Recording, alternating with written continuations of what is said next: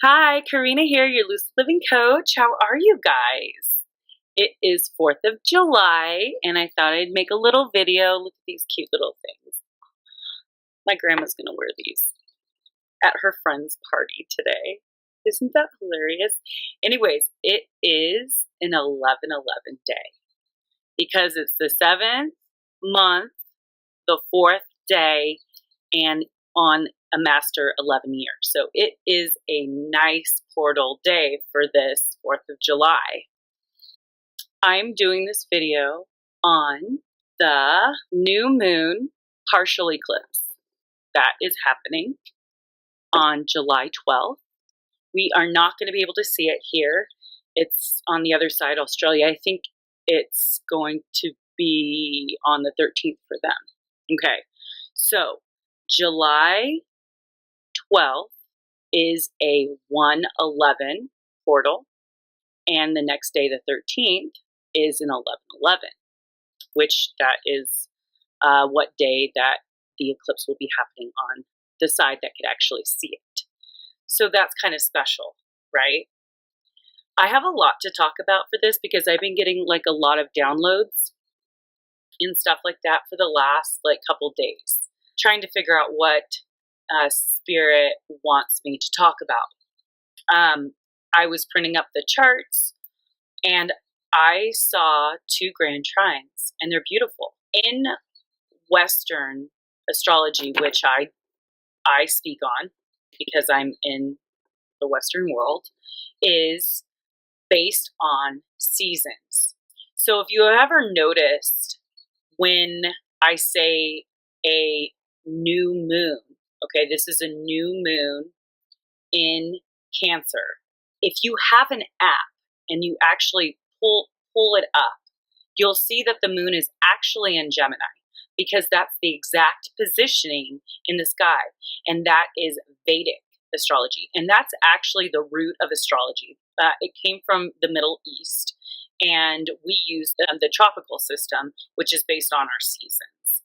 So I always like to take both energies in consideration. So the new moon is in Gemini, the exact positioning in Vedic, but Cancer in Western astrology. So this new moon, and that to me is the portal, right? A huge portal. Not only is it a 1/11/11 day, it's also in Gemini and Sagittarius. That's where the Ophiuchus and Orion crossover, right? And I printed up the chart and I just want to show you guys. I highlighted that big star. This star is called the Star of David. It's found in every ancient religion everywhere. I mean, it's found on the Pope's hat. It's found in the Kabbalah. It's in the Bible. It's called the Star of David. It's even used by the pagans. And it is a 6-sided star. And it also has 6 points. And I made some notes because like I'm thinking about a lot of stuff right now. And it has, so here, let me just show you. Let's see if I have a picture. Okay, so yeah. So here's my little picture. We have 1, 2, 3, 4, 5, 6. There's 6 points. There's 6 triangles on the outside, and then there's 6-side hexagon in the center here. Okay, it's a very magical thing that we have going on here. It also has the triangle, which depicts the masculine and the feminine. So the feminine is descending, which that is usually pointed south, and the masculine is ascending, which is pointing up. So this is actually balancing the masculine and feminine energies. This is a big portal also for divine partnerships, like twin flames. Okay, it is in Cancer as well in the tropical system. And so For those that are rising Leos, that's in your 12th house. So it's actually closing a huge chapter. And you're opening a brand new chapter because it's in the 12th house. And it's in the 11th house in Vedic astrology. So it's the 11, which is the Aquarius house, and Gemini's there. So it's the partnership house, and it's in the twins, which is that portal opening. Okay, so this trine is a water trine and an earth trine. I also wrote those down. So the water trine is Jupiter, Neptune, and the moon and the sun.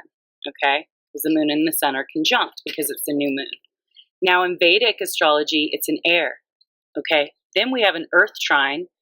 It is Saturn at 4 degrees, 44 minutes, and Uranus conjunct with Juno, and Venus conjunct with Ceres.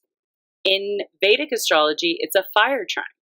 So now we have all four elements, the water, earth, fire, and air, all in the sky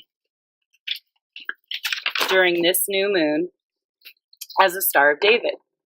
I think that's pretty special. I think that's really huge on the collective. It's touching all of us in a big way, in a positive way, because trines have really good energy flow, right? If you were to ever take a ball and bounce it, it would continue bouncing because the energy flows well. Now, if you put it inside a square, it's going to lose momentum because the energy doesn't flow very well in squares. And that's what was going on last week when people were feeling very frustrated and having a lot of anxiety because there was a huge fat square with a couple oppositions. So this, to me, is a huge change. Not only that, but this is the first of 3 eclipses that are going to be happening. There's 2 eclipses in July, this July, and 1 eclipse in August.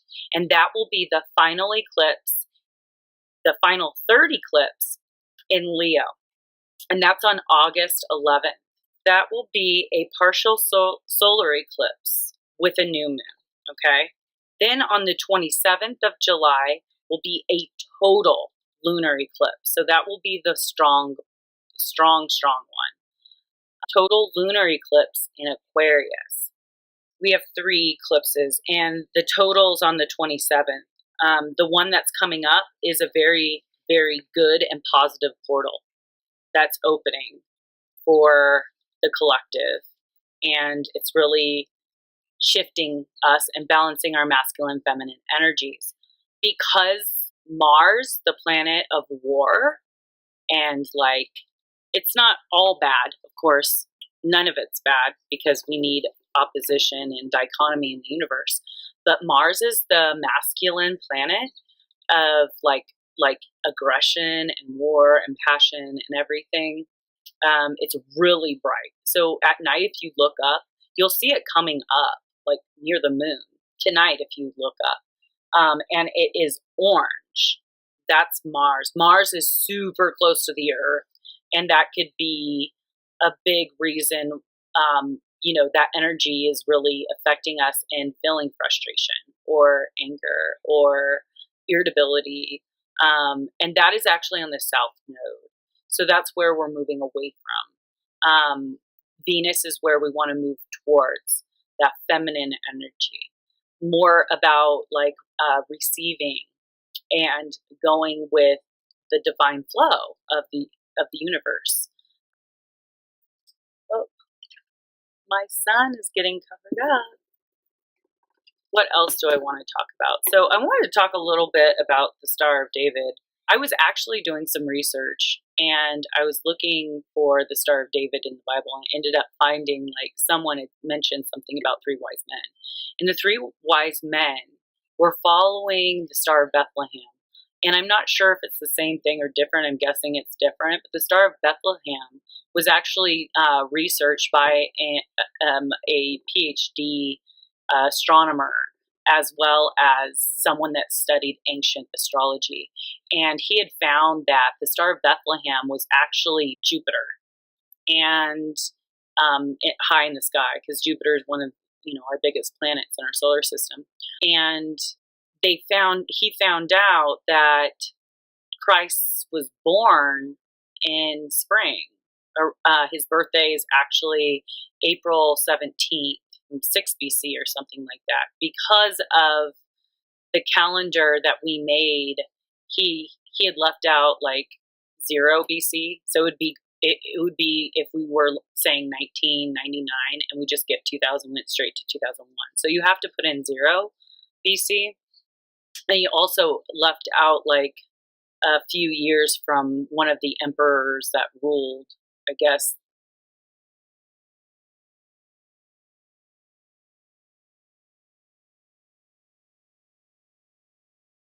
He ruled under a different name or something. So he did some research and it all made sense to me. He paired like the astrology, the astronomy, and the Bible stories and put that all together, which I thought was pretty cool. So this Star of David is, 6 stars, 6-sided, and 6 points, which would be 666.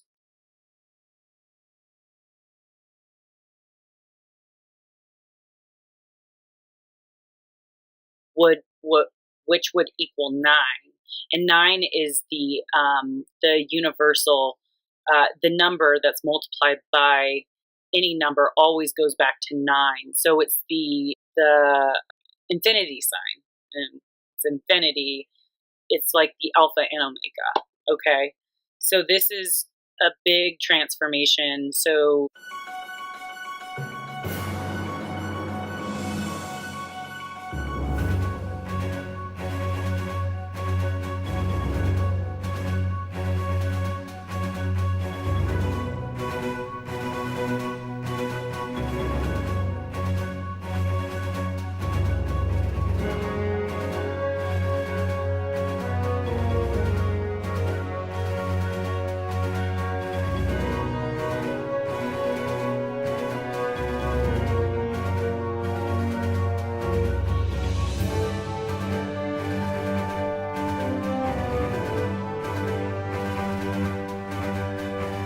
really take the energy of this new moon, set your intentions, and Saturn's going to make things happen because Saturn is in retrograde. Yeah, there's 6 planets in retrograde right now. So there's Mars, Saturn, Neptune, Pluto, Chiron just became retrograde, and Vesta. So that's a lot of retrogrades too. So a lot of it is reevaluation. What do we really want? What is our purpose? What is our mission here? And as a collective, how are we going to ascend and really ascend to our heart and get so much out of this 3-dimensional reality and get into the heart center? Jupiter. Oh, yeah, the Jupiter. Okay, so Jupiter is the ruler of Sagittarius, and Jupiter went retrograde in March. So the Sagittarius energy, wherever Sagittarius is in your chart, if you're Sagittarius, you have been slowing down and really thinking and reevaluating what you want. It will be going direct, and it will be stationary in the sky for 6 days at 13 degrees and 21 minutes. Around this new moon eclipse as well. So Jupiter is like, when it's stationary, it is the closest to the Earth. We're going to be feeling that excitement and that luck energy that Jupiter brings. Saturn will be exactly at 444, and I've been saying 444 for quite some time now. So that's kind of exciting. And Saturn is the like 3-dimensional reality. It's the constrictor. It's the karma planet. It says whatever you do, you will get back. So if you go to school, you will get rewarded with a degree. Jupiter will just just give you that degree because it's just expansive, okay? So that's exciting. Also, Venus will enter Virgo, okay? And so Virgo will be at about 3 degrees when this eclipse happens. Oh yeah, so this new moon and eclipse will be, Pars of Fortune will be on the ascendant. Yay! Right there. So that we need that good luck. It is our happy place. It will be pushing us towards our purpose and what really is going to make us thrive here, okay? Chiron, though, when it's turning retrograde, or next week, it will be squaring Saturn, okay? So Saturn and Chiron's going to be having a conversation, which Chiron is the wounded healer, and it's having a conversation with the big malefic. So that energy might be a little challenging. But all in all, with the 2 trines and the Star of David reflecting in the sky, I mean, it's dated back in biblical times. This is a positive, like, portal for all of us. So it's, you know, we might be seeing all around the world such traumatic, horrible things that are happening, but it's time to awaken and really, like, figure out a new system, because this system isn't working. We're far too enlightened as a collective and mindful to really be barbaric, like, you know, it has been. I mean, it's even reflecting in our weather. I think all these fires and tsunamis and, you know, earthquakes and stuff that are happening. I just pray that everyone has a blessed, amazing new moon partial solar eclipse in Cancer and Gemini. And if you would like a reading from me, or if you'd like to talk, I have my contact below. You can email me or send me a message, even here on YouTube. But yeah, that's all I have to say for now. Let me just make sure. You could do your own research, definitely, on the Star of David. And, you know, it's a Jewish star. It's found on the Israeli flag. It's found in the Quran, the Kabbalah, popes, Buddhist, yantra. Oh, butterfly. Huge transformation. Yeah, and then how it's associated with the pagans and stuff, and the Jewish religion and whatnot. Also, yeah, I talked about this, yeah, because the triangle is the Trinity, see? The God, the Father, the Son, and the Holy Spirit. Plus, upside down, you have the Mother, so the goddess, and our soul. And then the human experience is right in the center of this. And that's exactly what we're going to be seeing. And the wind just kicked up. I am super excited to end this 7-year cycle that I've been in. I'm really ready to step in and start fresh and new. And I really hope the best for you guys. If you like my channel, please like and subscribe so you can continue getting really cool videos just to actually think about, and share with your friends. All right, guys. Love you. Peace out.